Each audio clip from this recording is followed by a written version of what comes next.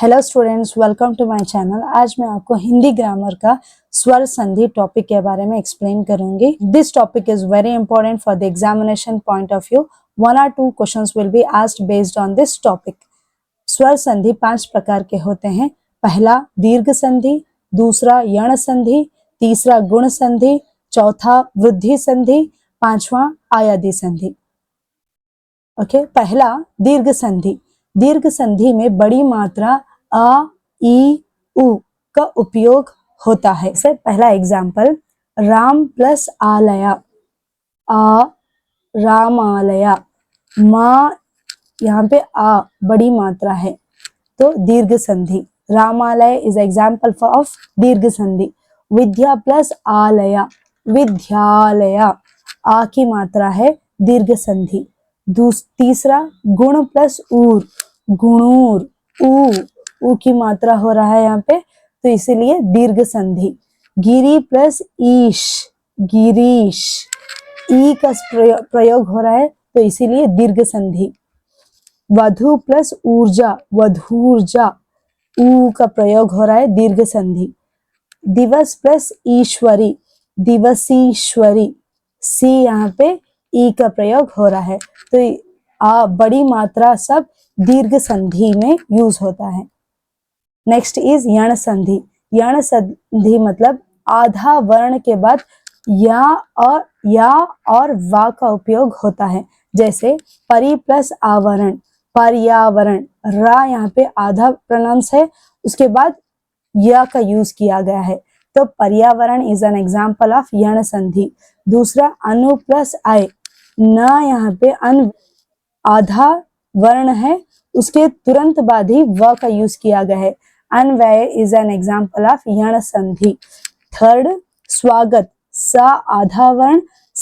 आधा वर्ण के बाद व का उपयोग किया गया है इसीलिए यण संधि स्वागत। चौथा इति प्लस आदि, इत्यादि, ता आधा प्रोनाउंसिएशन, उसके बाद या का यूज किया गया है तो इत्यादि, यण संधि। अभि प्लस आगत, अभ्यागत, भा आधा वर्ण यूज किया गया है, उसके बाद या और वा, आधा वर्ण के बाद या और वा का यूज जब होता है तब उसे यण संधि कहा जा सकता है। तीसरा गुण संधि। ए और ओ का उपयोग किया जाता है। धन प्लस ईश, धनेश, ए तो यहाँ पे ए का यूज हो रहा है। मधोधान, मधो, ओ का साउंड हो रहा है यहाँ पे। नेक्स्ट पुरोत्तम, ओ, पुरो, रो इज ओ साउंड। नेक्स्ट विधेंद्र, धे यहाँ पे ए का प्रोनाउंस हो रहा है। नेक्स्ट बलोपासक, लो में कौन सा वर्ड हो रहा है, ओ, तो ये गुण संधि के एग्जाम्पल्स हैं। नेक्स्ट महेती, हे में ए का साउंड आ रहा है तो ये सब गुण संधि के एग्जाम्पल्स हैं। Next move on to fourth संधि, वृद्धि संधि। इसमें आए और औ का यूज होता है। जैसे सौरेचना, सौ में ओ का साउंड हो रहा है। Next Saurendra is also same, औ का साउंड। दैवेंद्र, दय में ऐ का साउंड हो रहा है तो दैवेंद्र। पौष्पर्क, पौ यहाँ पे औ का साउंड हो रहा है। वैधाधन, वाई पे यहाँ पे आय का साउंड हो रहा है। फिफ्थ वन आयादी संधि। आयादी के नाम में ही संधि है, एग्जाम्पल्स है। जैसे यहाँ पे आय, अव या आव जैसे शब्द आपको दिखाई देंगे उसे आयादी संधि कहते हैं। चलो एग्जाम्पल्स देख लेते हैं। नाविक, न में अ है और सडन बाद व है, यहाँ पे आव इज एन एग्जाम्पल ऑफ आयादी संधि। नेक्स्ट भव प्लस अन, भवन, भ में आ का साउंड है।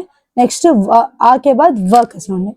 अव इज एन एग्जाम्पल ऑफ आयादी संधि। नयन में न के बाद या का वत है। आय, आय इज एन आयादी संधि।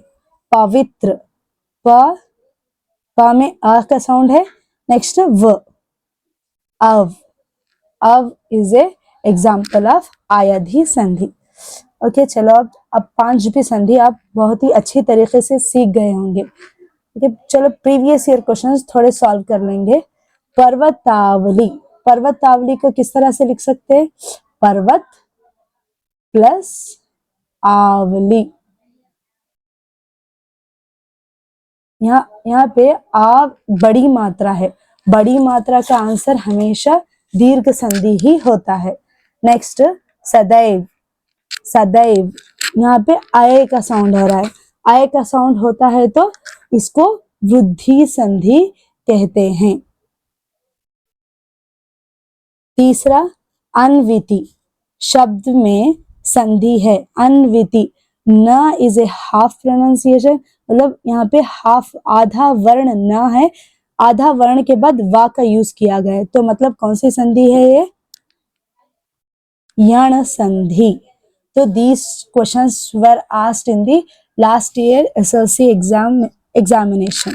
ये जो क्वेश्चंस है ये लास्ट ईयर के 10th स्टैंडर्ड एग्जामिनेशन में पूछे गए हैं।